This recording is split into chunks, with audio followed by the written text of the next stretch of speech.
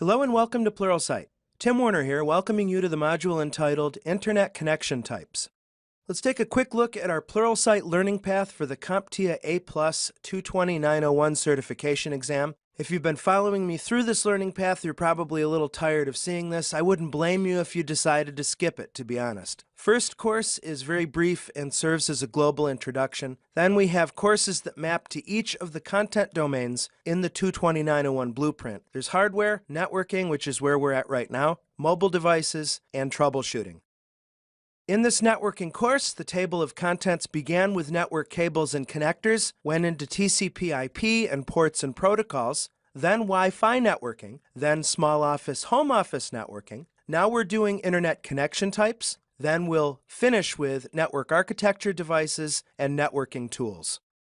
What are we going to learn in this module? Well, it's pretty straightforward, actually. I want you to walk away from this module knowing the basic network types. In other words, terms like local area network, metropolitan area network, and wide area network. LAN, MAN, or WAN. Once we do that, we'll do a little bit of history, talk about analog modems and dial-up internet, but I want to survey the internet connection methods that are used nowadays for residential and business class connections. In the demonstration, which I think will be a lot of fun, we're going to put these items of theory into practical application. Let's get started.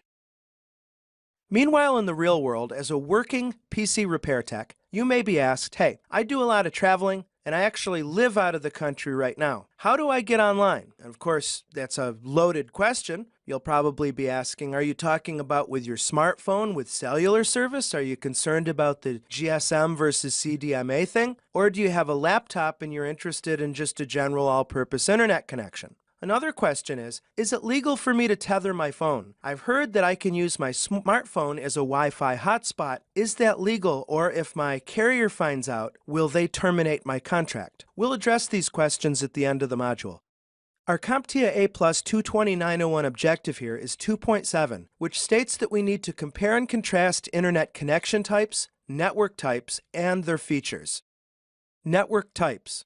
If you're like me, you hear a term like local area network or LAN, and you immediately begin to think of a business network, whether it's a small office, home office, or a small to medium business, or a large enterprise. But that's not actually what a LAN is. A LAN, or local area network, is defined as an area of high-speed connectivity that's contained within a single location. Now, the terminology as I give you these definitions is a bit slippery and a bit controversial. What do I mean by that? Well, if you think that your business occupies the floor of an office building, then you would think logically and reasonably enough that all of the computers in the office are connected with some sort of high-speed connectivity, probably gigabit speed Ethernet, and you'd be right. But nowadays, wide area networking and internet connections are so fast, you can actually take multiple locations, maybe located in different spots in your city, and put them on the same high-speed local area network. So this definition might have worked fine 10 years ago, but it's a little slipperier now. Now, don't get confused. For the purposes of the A+ exam, this is the definition that you need to know. A LAN is going to be at least, say, 100 megabits per second, but more likely gigabit Ethernet contained in a single environmental location. Here's the really big distinction for a LAN, and as far as I'm concerned as your instructor. In a local area network, the business usually owns all the networking equipment. Now, you may do some leases for individual devices, but you're responsible for the entire infrastructure. And even at home, you might not think of your home network as a local area network, but it certainly is. You probably have one or more desktop computers and laptop computers, smartphones, game consoles, tablet devices, smartwatches, and all of them are connected to your high-speed Ethernet at home and ultimately going out onto the internet. You have a LAN. I would say that a wide area network is a collection of two or more local area networks that rely upon a service provider to connect them. So you might have one business with its headquarters in Nashville, Tennessee, and it may have branch offices in Knoxville and Memphis, Tennessee. Now, it's possible, I guess, to run fiber directly between those locations, but not many businesses are big enough or have enough money to support that kind of infrastructure. So instead, what they'll do is lease some sort of wide area network cloud. And the reason why the term cloud is so popular nowadays is that the service provider generally doesn't give you a lot of details about what their infrastructure looks like, and you probably don't care. You just want to make sure you have an always-on connection that's secure between your geographical locations. Now here's another important distinction between a WAN and a LAN. In a WAN environment, the business almost always leases the connection from their service provider. Remember, LAN, you own the equipment in general. WAN, you rely upon a service provider to create those links. And as I said, it gets a little confusing because I myself have worked here in Nashville for a private high school that had a campus on one part of Nashville and another campus about 10 miles away. And our service provider was able to provide us with 100 megabit per second speed. So even though officially you might consider that a WAN connection, and we did in fact rely upon a service provider, we were able to group all the computers together as if they were a single LAN because of the high bandwidth. That having been said, a characteristic of a wide area network connection is a good degree of geographical distance. So we're thinking perhaps one location in one city, other locations in other cities, states, countries, or even continents. When you think about it, the public internet is a classic example of a worldwide WAN because everyone who's connected to the internet, either individually or as a company, represents a node that in turn is connected to other nodes via service providers. Now, that example I gave a minute ago, in which I worked at a high school that had campus locations spread throughout the city, I guess that would be what's called a MAN, or Metropolitan Area Network. This serves as an intermediary between the LAN and the WAN. So if you have a larger internetwork that spans buildings or multiple sites in the same city, we're talking about a MAN. Sometimes you'll refer to a MAN as a CAN. For instance, again, here in Nashville, Vanderbilt University is obviously a really big presence.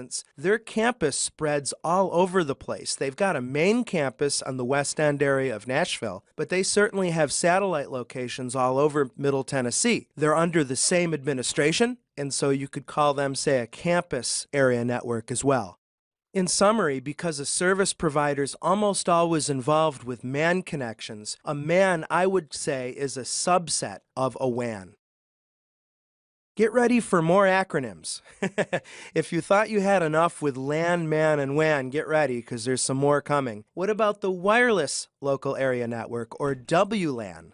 A WLAN is nothing more than an area of concentrated high-speed connectivity that's owned or run by the same individual or group that applies the IEEE 802.11 standards. We've covered this actually earlier in this course. The brand name for the standards is Wi-Fi or Wi-Fi. In Wi-Fi terminology, a hotspot is referred to as a wireless access point. As a network administrator, you'll call these hotspots WAPs, or wireless access points. That's what I normally call them. But as far as your end users are concerned, they refer to them in a logical way by using hotspot.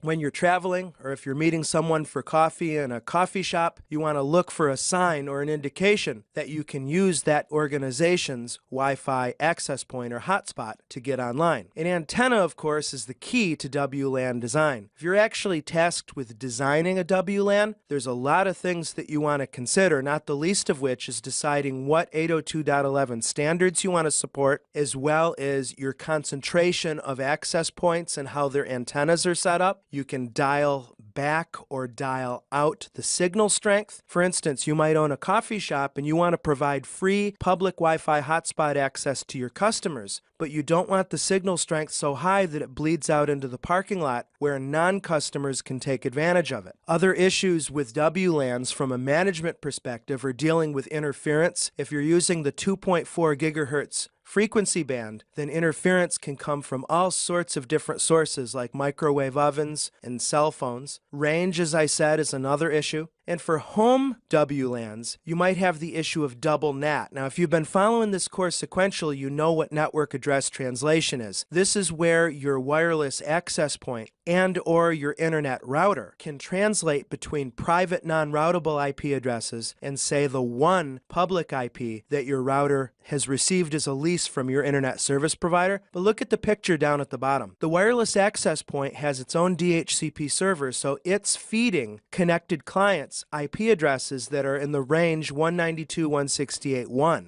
But your actual router that your internet service provider has given to you or leased to you is natting the 10.1.10 network. So you actually have a double NAT here. You have one translation from the client to the access point, then you have a second translation from the access point to the router. Now, does this cause performance problems? I've done some benchmark testing, and the answer is generally no. You're not going to introduce more than a millisecond or two of extra latency or delay by doing double NAT, but double NAT can be a problem in, for instance, if you're doing universal plug and play, because the inside NAT or internet that's connected to the internet is not going to know about port triggering and stuff that's happening on the access point or outer NAT. A personal area network, or PAN. No, I'm not talking about Peter Pan here. I'm talking about having your own private connections, point to point, between you and your smart device, you and your GoPro camera, you and your laptop. Well, you get the idea. We've discussed earlier in this learning path near-field communication, or NFC. This is a big deal, especially in the Apple world. If you have an iPhone, for instance, you're probably interested in Apple Pay. That is a service that uses near-field communication. Google and Android also has an NFC-based way to do e-commerce just by using your smartphone and bringing it into proximity with a compatible reader. Any Bluetooth device or infrared device, your remote control with your television, your Fitbit exercise monitor, your GPS smartwatch or smart glasses, these connections use the network, obviously, wireless network, 802.11, Bluetooth, infrared, or NFC, to create your own personal little network. Consumer electronics use these technologies all the time, so much so that we probably take them for granted most of the time, don't we? Internet connection types. Now we're going to start a trolley ride, beginning with the oldest methods and ending with the newest of the different ways that we can get onto the public internet. And these technologies are applicable both to residential/consumer as well as business environments. First, we need to know just a couple things about the analog modem and Integrated Services Digital Network, or ISDN. The analog modem was the original way in the early 90s. I know some of you may go back even earlier with the internet. I came into it in the early 90s. We used our standard old, plain old telephone system, or POTS lines, which are not designed for digital data communications by any means. At least they weren't back then. And the modem modulates or switches from analog to digital and back. So of course your outbound connection to AOL or Earthlink or CompuServe, whoever your internet service provider was, you began with your computer speaking, so to speak, digital, and then the modem switching those digital signals into analog. And you know that horrible screeching, if you've ever heard a modem when it's making a connection, it sounds pretty bad. Those are digital signals having been converted to analog. And then on the service provider side, we have demodulation. That's actually where the word modem comes from. Modulation and demodulation. The modem on the internet provider side will take the analog stream and reform it into digital. Obviously, with all of that overhead, you're not going to get very fast bandwidth. 56 kilobits per second was about the top at the time of analog modems. You could only use the voice line for either voice or data. I've had many a download broken by one of my parents or my twin sister Trish picking up the line while I was trying to do a transfer. Analog modems are still used nowadays because some areas of the world are so remote they don't have connectivity for modern standards. And frankly, in some businesses, they might have equipment that periodically needs an internet connection to do a small file transfer. And there's the notion, if it ain't broke, don't fix it. We've got a 53K line already devoted to this piece of machinery. It makes a small phone call at 2 a.m. every morning. We're just going to leave it alone, you see. Now, ISDN, or Integrated Services Digital Network, was supposed to be the great savior of the analog modem. Number one, it still uses the public switch telephone network, but it's a digital service that does voice or data. So when I first heard about this in, say, the mid-90s, it was incredible because I thought, number one, I could actually talk on the phone while I'm online, and number two, I get 128 kilobits bandwidth. You get two 64 kbps channels in what's called ISDN-B service, or basic rate interface. And if you're used to 53 or even less, 33.6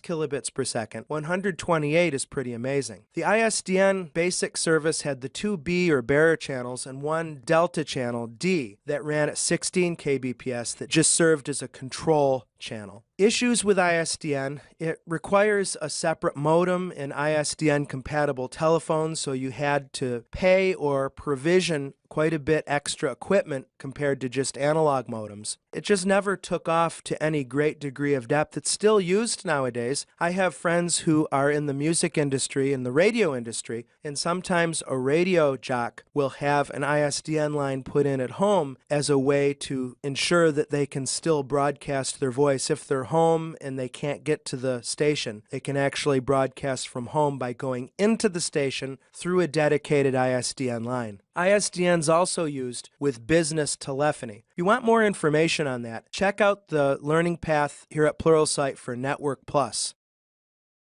Now, DSL and broadband cable are definitely the most common way to get online in the residential consumer space, at least here in the USA. And I found in SOHO and many small to medium businesses, they'll use the same services as residential customers. Here in Nashville, Comcast, also called Xfinity, AT&T are the big players with their U-verse high-speed internet, but I'm grateful to report that as of fall 2015, Google is laying fiber. Nashville is elected as a Google Fiber City, so I'm awfully excited about that. Anyway, digital subscriber line. What sets it apart from broadband cable is that DSL, again, relies upon your telephone lines and RJ11 jacks that you already have in your home or office. It allows you to do simultaneous voice and data, all digital. The service is normally purchased as ADSL, which stands for asynchronous DSL, so your download speeds that are metered or dialed back, you pay for bandwidth in other words, is much higher than upload. That's because most people, myself not included, will download a heck of a lot more than they'll upload. I upload all the time to Pluralsight because I didn't find a way to get my videos up to their AV department, right? The protocol used in DSL is called point-to-point protocol over Ethernet, as well as IP. We don't need to know more about that. Setting up DSL can be a little bit of a pain. As you see in the diagram down at the bottom, you need a filter to plug in or allow your ordinary telephones to work with DSL service. And I remember I had DSL at my home a long time ago. I had to make sure to use a filter for any device that used an RJ11, including my DVR. I had a TiVo unit back then. But other than that, it is what it is. There's lots of different DSL variants. If you have need for synchronous DSL where your downloads and uploads are the same, it's fine, more power to you. The DSL providers will often try to sell you DSL saying that it's a dedicated connection as opposed to a shared connection with broadband cable. Ultimately, in my experience, the proof is in the pudding, and I haven't seen any speed gains using DSL over corresponding broadband cable, but your mileage may vary. Broadband cable is data and potentially voice over your existing cable TV RG coax cabling. Again, you pay for bandwidth, and generally speaking, the transfers are asymmetric. You might get 50 megabits per second downstream or download bandwidth and only 10 up. You want to adjust that depending upon your business needs. The protocol specification that defines how broadband works is called DOCSIS. Just know that term for your A+. You don't need to know anything beyond that.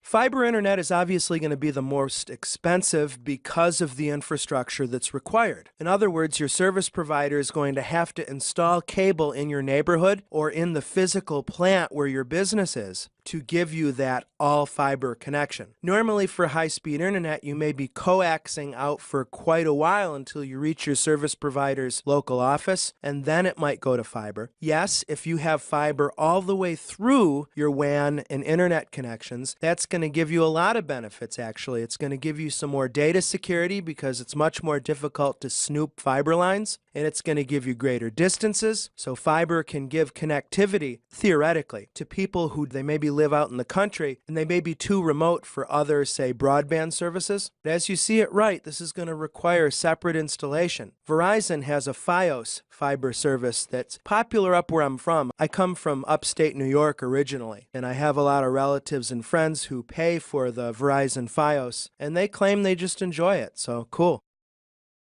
Satellite is yet another way to connect to the internet, believe it or not. Again, you're seeing a trend here. Depends upon where your business is located. Are you in a metropolitan area? Are you way out in the sticks, out in the country? Do you not have coax cable runs, certainly not fiber runs? You may be way out enough, residentially or commercially, where satellite may be your only choice. For satellite internet, you're obviously going to need a dish that you can lease or purchase, and you'll also need a line of sight with an orbiting satellite to do the upload and download. The latency here can be really high because those satellites are over 22,000 miles in the sky. You might have heard the term rain fade. When you have heavy rains in your area, you get literal interference between your satellite dish and the satellite, and that can be awfully frustrating if, again, you're relying upon satellite for your business internet connection. So we've got that sensitivity to weather, and I've found that satellite internet usually requires that you pay for the data transfer like you do with some smartphone plans. With broadband and DSL, you're paying for the volume of the connection. Maybe you've got 50 megs down and you pay a little extra a month to go to 75 megs down. Ultimately, yeah, there's probably a meter there where they're going to cap you on how much you can download, but that becomes much more important with a connectivity model like satellite because of all these moving parts and overhead involved. Cellular networks, very important now. Who doesn't have a smartphone nowadays? What do you need to know for the exam? Well, number one, it's a really interesting story because when cell phones started to become more prevalent, I remember in the 90s, cell phones were pretty rare. I had a friend who had one. It was one of those great big brick phones, and I had another friend who thought that he was all that because he had a cell phone in his car, but it just looked ridiculous. As cell phones have evolved and as customer demand has evolved and as competition has come through, we've seen some interesting trends. Number one, GSM versus CDMA. Those are the two carrier standards. Now, some phone providers choose one, some choose the other. This used to be a much bigger deal in the past because it used to be there was so much competition among cellular providers that they would lock their hardware so that it would only work with their particular network within GSM or CDMA. But nowadays, thanks to the SIM card and consumer demand and competition and capitalism, as long as you make sure that the phone you're purchasing from your provider is unlocked, you can simply swap the SIM card to not only go from, say, AT&T to Verizon, but also to switch entire networks from GSM to CDMA. GSM stands for Global System for Mobile Communications. It's formally the worldwide cell standard, but there's lots of CDMA or Code Division Multiple Access involved as well. Within either GSM and CDMA, they advertise different service levels. Historically, many years ago, we had the 2G or second generation standard, also called EDGE, that gave at the time it might have been adequate downstream bandwidth, but 135 kbps isn't much today. The 3G or third generation standard, also depending upon the carrier called HSPA+, was a huge improvement, 4 megabits per second downstream. And now we have fourth generation, 4G, or on my AT&T device, it says long-term evolution, LTE, 50 megabits per second down. So we see two trends. One, the standard technology trend, that as we move along in time, we have these carrier networks giving faster and faster access for less and less money. And we also have the trend of from phones being really proprietary to either GSM or CDMA and a particular carrier, Rogers, Sprint, and so forth, to nowadays it's more common to see unlockable phones or unlocked phones that you can switch from carrier to carrier or GSM, CDMA and back just by swapping the SIM card. It's pretty cool. Tethering, again, is a history lesson in itself. There was a time that cellular providers really frowned on this, just in the same way that internet service providers used to frown on their customers purchasing a Wi-Fi access point to share their internet connection. Believe it or not, I remember back in the day, Comcast actually wanting to charge me extra money when they learned that I was sharing my public IP address on my cable modem with 2 computers at my home. So tethering is where you turn your smartphone into a NAT router or Wi-Fi hotspot. For instance, I might be in the airport and I have an iPhone and an iPad. My iPad may be Wi-Fi only. My iPhone may have carrier service. I can turn on in the iOS, in the Apple world, it's called personal hotspot, and then share my carrier connection to my Wi-Fi only iPad. I do that all the time when I travel. In other words, you can use tethering to share your smartphone's cell service internet connection. Now, the methods are either the phone supports tethering natively, like Apple iOS does. Like I said, the trend is that customer demand and competition have forced providers to be more relaxed when it comes to this kind of stuff. Alternatively, you can jailbreak your iPhone or root your Android device. Those are methods to go outside your warranty coverage and install unsupported firmware and software. And once you've unlocked the phone that way, you can pretty much do whatever the heck you want with it. And finally, there's ways to just use third-party apps to get around tethering if it's not available on your device. Reverse tethering is where you share your laptop's internet connection with your smartphone. Maybe you're concerned about your data plan usage, you're reaching your cap on your smartphone, but your laptop is connected to the internet one way or the other, maybe via Wi-Fi. Now, again, this isn't as popular nowadays because chances are your smartphone has Wi-Fi, and as long as you can get on Wi-Fi where you are, what's the point? The ways to do reverse tethering, it used to be you'd do it over USB, if you can believe it or not, data transfer over USB. That almost always requires rooting or jailbreaking or using a special app on your mobile device. An alternative is to install a virtual Wi-Fi access point software on your laptop, and it becomes its own portable hotspot, and then you would simply connect to it from your smart device. So that may be a little more useful now in 2015, 2016. Line-of-sight wireless internet. This is really interesting. The use case here is maybe you have a business that needs a dedicated connection between those 2 offices, and maybe the buildings have a line of sight between them. Maybe they're skyscrapers for that matter. Let's just again assume that we don't have the capability to run physical cable underground or in the telephone wires between the buildings. An option is to purchase wireless line-of-sight internet service from a service provider. So this can be useful in remote areas where you just, for whatever reason, can't do fiber interconnects, or it's what you want to do, let's put it this way. And so what you see here is you've got an antenna in each location. Now they need to be high enough so you don't get the signal canceled out by environment. You could have tall trees, maybe 2 buildings in a campus. They're not able to do line-of-sight wireless because of trees getting in the way. Maybe geographically, one location is much higher than the other. Again, there's some kind of earth interference.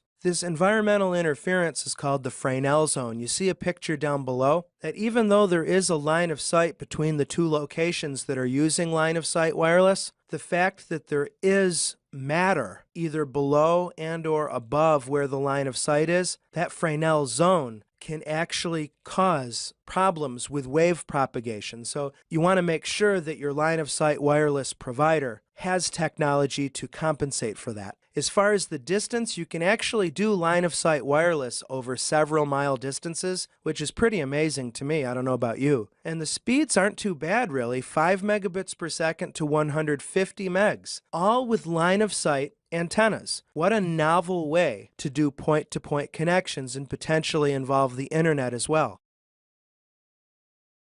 In our brief demo, I wanted to apply some of the stuff we've been learning. In particular, I thought I'd illustrate the LAN, MAN, WAN thing and how just the degree of overlap among those terms is pretty profound. We're looking at my iMac computer. This is a machine that's running OS X Yosemite. And due to technologies like 802.11 Wi-Fi and Bluetooth, I have a lot of personal area network or PAN stuff happening on this machine. For instance, notice that that my Bluetooth has discovered several different pointing devices. This is actually my home computer we're looking at here, and I normally have some extra stuff running. For instance, I have a USB Bluetooth dongle for my Fitbit that I don't have plugged in right now, but when I do, that gets added to my personal area network, and I'm able to wirelessly sync that device very easily with my computer. Apple in particular is really good in the personal area networking space. They have a service called iCloud that you pretty much have to belong to if you use Apple hardware. And as long as you're using Apple applications, the PAN works really, really well. For instance, this is the Apple Safari browser. And watch this. If I click this button here, it not only shows me any open browser tabs that I have in this instance, but more importantly, I can get to browser tabs on my other Apple devices. So it looks like I was reading Dominic Miller, the musician's website on my iPad last night, and that's true. And on my iPhone, it looks like I have a couple Wikipedia articles open here as well. And so I can actually switch and load those remote tabs seamlessly in my personal area network. Now, that notion of browser tab sharing is not in any way, shape, or form limited to Apple. You can do the same thing with, say, the Firefox or Google Chrome browsers as well.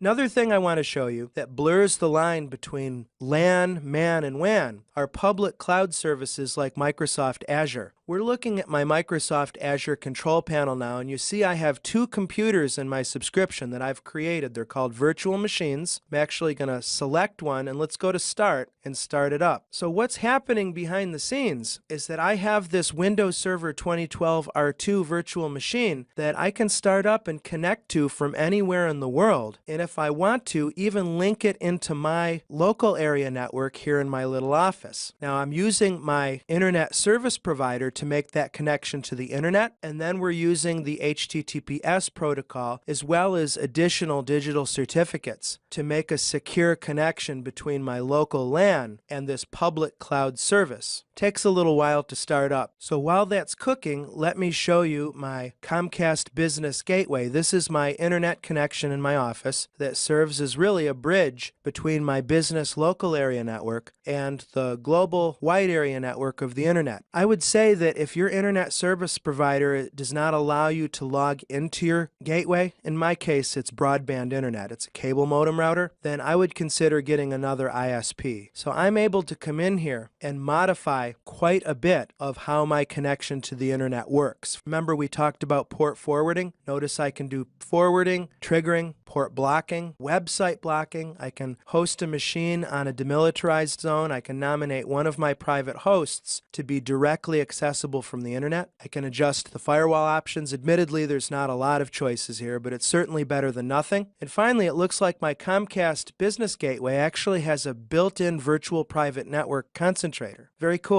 Back to Microsoft Azure, and I don't know if I've formally defined this for you, but Microsoft Azure is Microsoft's public cloud service where you can pay them a monthly fee to build your own LAN, MAN, and WAN connections. So I've selected my running virtual machine. Now I'll click Connect, and notice that it gives me an RDP file. This is a remote desktop protocol connectoid.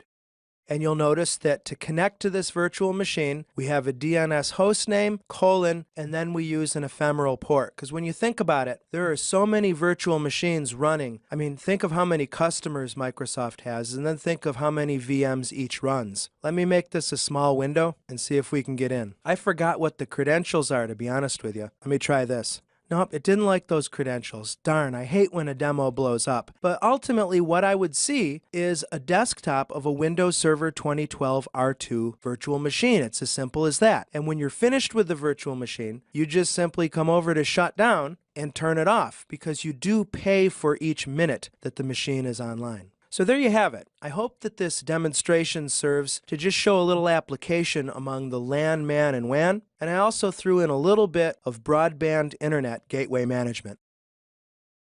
Now let's return to the real world as CompTIA A+ certified repair technicians. And how do we answer the customer who says, I live out of the country, how do I get online? And the other customer who says, is it legal for me to tether? Well, we now know that we can offer many different options for internet access. Now, I actually read the question as I live out of the country, but I guess the question actually is I live out in the country. I guess rule number one here is to make sure you understand the customer's question, because in this case, there are two very different answers. If the customer lived out of the country, then I would suggest that he or she researches what internet connection methods are available to them, ask around. Same thing really if they live out in the country. We have satellite, cellular services, we have potentially point-to-point wireless internet, and so forth. As far as tethering, that used to be illegal. It used to be against almost all cell carriers' policies, but now that's changed. You'll want to read the Terms of Service, or TOS, for your cell carrier, or if you're considering going to a new cell carrier, research their TOS to make sure that it's legal.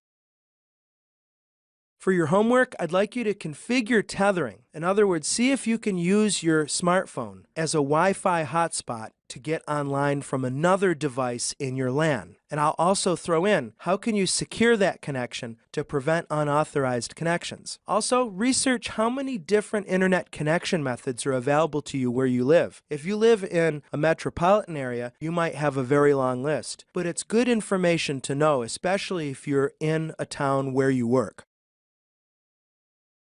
For further learning, check out John O'Neill's CompTIA Mobility Plus Part 1. This course is cool. There's two modules that are relevant to what we did here. One, cellular technology, and the other, network topologies. Next, I keep mentioning Ross. I'm giving him a lot of free advertising here. Ross Begurtis does Cisco CCNA WAN technologies, and in that course, I just suggest you look at the whole thing. It's a brief 2-hour course, and he goes over WAN very in-depth, admittedly from a Cisco point of view, but the underlying principles are the same, including the VPN stuff.